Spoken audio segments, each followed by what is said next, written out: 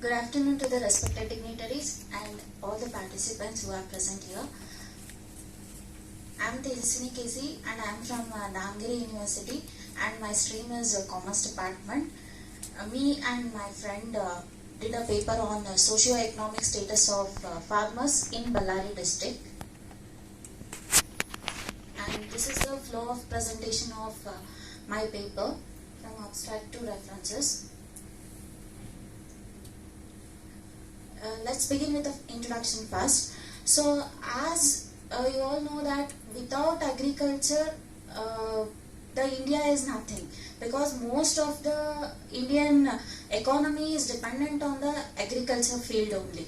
And if agriculture field is not there, then no one or most of them can't sustain in the that is whatever the requirement we have for daily food, anything which cannot be fulfilled for the economic life. So that's why agriculture is very much important, as well as just the agriculture concept is not important, the farmers is also important, because if there is no farmers, then we can't able to eat the food whichever we require for the daily life.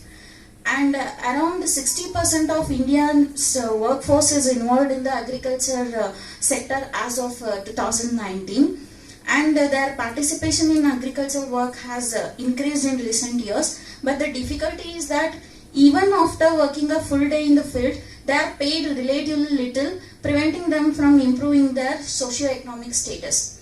See, they are going to paid, but as per the Manarega scheme, whatever the schemes may be introduced, my study is particularly restricted in Ballari district, where the land is barren and almost farmers are very much economically background people. They are not strong in economic conditions, so that's why which led to take this concept. Next.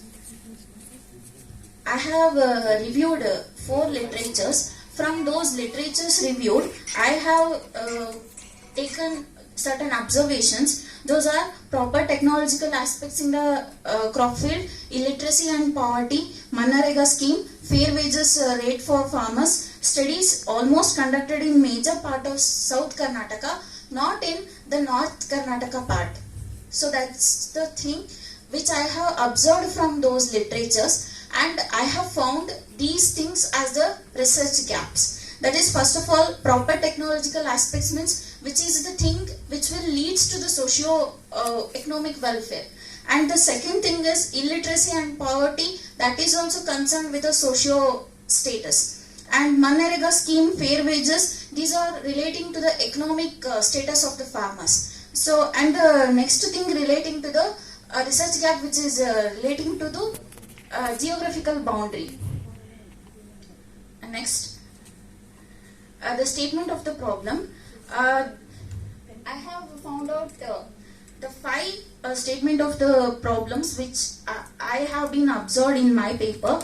That is, first thing is low pay scale for both agricultural laborers and farmers, and large sized families. If large sized families were there, in order to meet the requirements of them, it's difficult if only the farming is their income.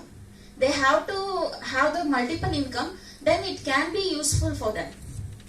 And next is low social status and no market for their crops, because due to the intervention of the middlemen, the middlemen will intervene in the market, and they will take the products, that is whatever the agricultural products been there, they will take it for low price and they will sell it into highest price in the market. And the next thing is about no social security for them. And so in order to curb and offer the solution for these problems, the study taken as socio-economic status of farmers in Ballari district. Next is objectives of the study. The following are the main objectives of the study. There are 2: to find the socio-economic conditions of the farmers and to offer suggestions based on the findings. And the scope of the study: in the Ballari district, for the study only 3 taluks being considered. Those are Sandur, Sirguppa and Kurukodu. And hypothesis made for the study are null hypothesis been set as there is no association between age of farmers and monthly income and expenditure. The alternate hypothesis been made as there is an association between age of farmers and monthly income and family expenditure.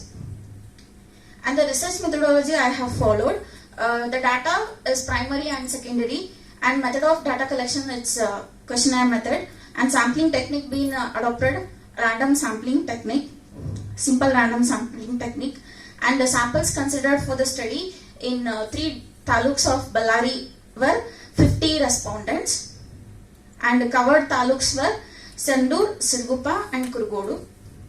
And the limitations of the study, the following are certain limitations. The study is restricted only to Ballari district, and the data which is collected by secondary source, which may not be find accurate one, because I have collected the data in the introduction part. I have said the 2019 data, which may be not as of now it may not be applicable.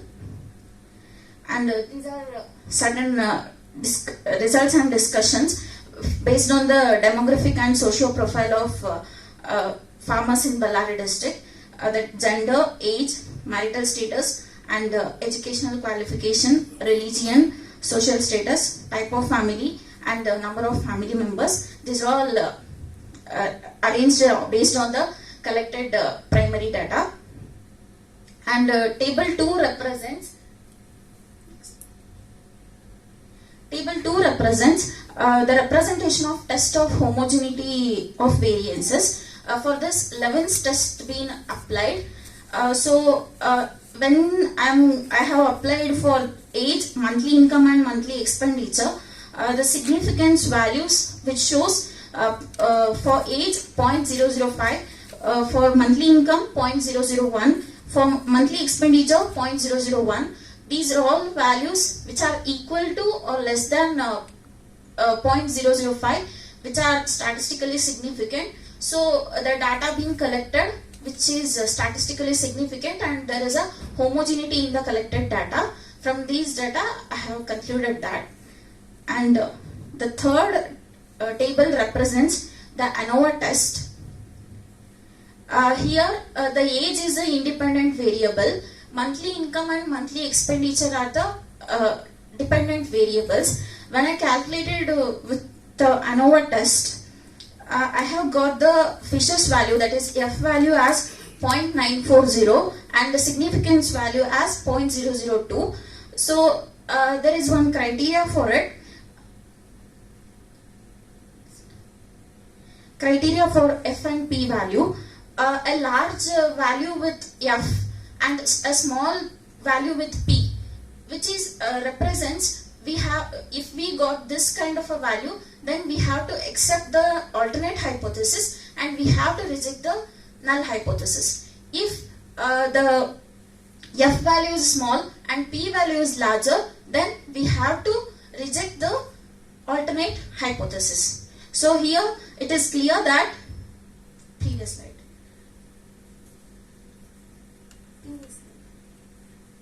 It is clear that F value which is large, and whereas the significant value which is lesser than the 0.002. So the alternate hypothesis being accepted here. That is, there is an association between age of farmers and monthly income and family expenditure. Here I have represented it in table 4. Findings.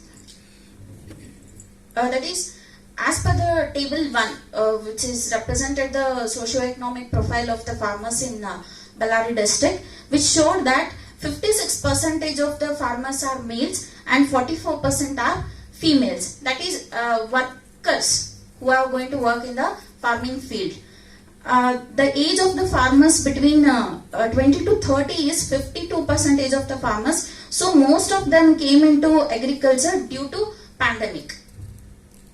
Because the young age people, whatever the pandemic situation been arised, from that they have shifted from their native job, they are shifted to their native job.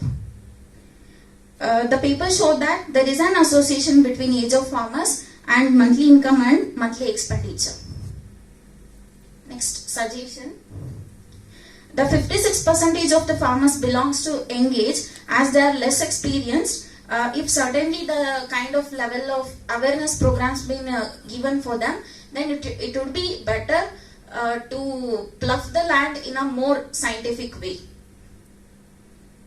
And the conclusion, after completion of this research, I came to know that rural areas and the kind of barren lands were not socially or they are not well developed in the community. So that's why as a government they need to give certain benefits for them, and they are not known for those schemes and all.